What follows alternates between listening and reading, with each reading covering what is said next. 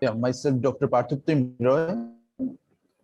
My topic is bilateral branch retinal vein occlusion in a patient OCP, which is very rare. There is no financial disclosure or conflict of interest. The patient details are, she is a 35-year-old female. She presented to us with bilateral dimness of vision for 3 weeks, which was associated with mild headache. The dimness of vision, which was abrupt in onset, painless, without any history of trauma, discharge, or any sort of photophobia. There was no significant history of past illness. On drug history, the patient was on long-term medication of oral contraceptive pills, which included ethinyl estradiol and levonorgestrel for last 2 years. Her family and socioeconomic patient belongs to lower middle class, and she had no significant allergic history. Her immunization history is fully immunized. General examination, she is average build. Other general parameters are within normal limit. On ocular examination, her vision was in the right eye, it was 4/60. IOP was normal. Color vision, lid, conjunctiva, cornea, AC were within normal. Iris was normal. In the right eye, the grade 1 RAPD was noted. In left eye, it was normal. Lens was transparent. This is the fundus picture. Show the superior temporal BRV in right eye, and in the left eye, it was also superior temporal bilateral BRVO. This is the fundus fluorescein angiography showing tortuosity of blood vessels, non-perfusion areas. There are few dot and blot hemorrhages noted. This is the OCT picture we have done in both eyes. In the right eye, it is showing cystoid macular edema. The left eye, it was normal. So we come to the diagnosis that it was bilateral supratemporal BRVO with cystoid macular edema of right eye.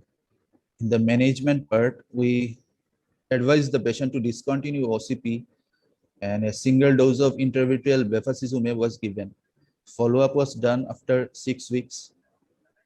The outcome, the visual acuity gradually improved in the right eye from 4/60 to 6/24 after 6 weeks, and in the left eye, it was 6/60 to 6/20. So in conclusion, the BRVO is an uncommon complication in young patients without comorbidities. There is no other cause of retinal vascular thrombosis in the patient apart from OCP treatment. So considering the available data,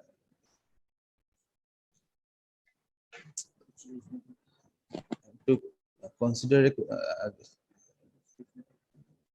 and it's reasonable to consider a causal association between the OCP and BRV. Thank you.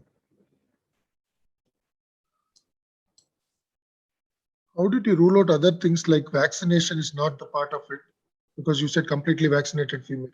And it's a one single report, no, sir. It is not a series of. Yeah, yes, it is a single report. rare. Yeah, why single not report, vaccination, yes. sir? Vaccination is in case of there may be infectious etiology also. So we have ruled out all the infectious causes. You are talking about COVID vaccine only, no, sir? Yeah, COVID vaccine. Okay, so COVID and other, yeah. Okay. Okay.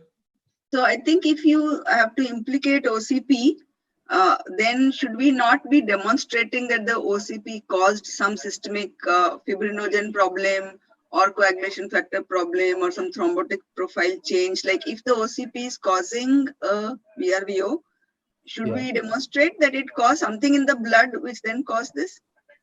Yeah, the OCP can cause hypercoagulability. Yeah. So what was the blood? How was the hypercoagulability status of this patient? We have tested prothrombin level and activate partial thromboplastin time, then other coagulation factors. These were within normal limit, but we, after doing all the systemic workup and everything, we can't find out any other cause. for No, that's this. what I said. So for us to relate it, we can just say this was an association. For it to be a cause, the coagulation should have changed. Then only it will cause thrombosis. And last question, you told the patient to stop OCPs. So what did you advise instead of that? So she was having 2 childs. So we told her to better to go for family planning and better to stop this OCP, which may be the cause of our bilateral BRVO.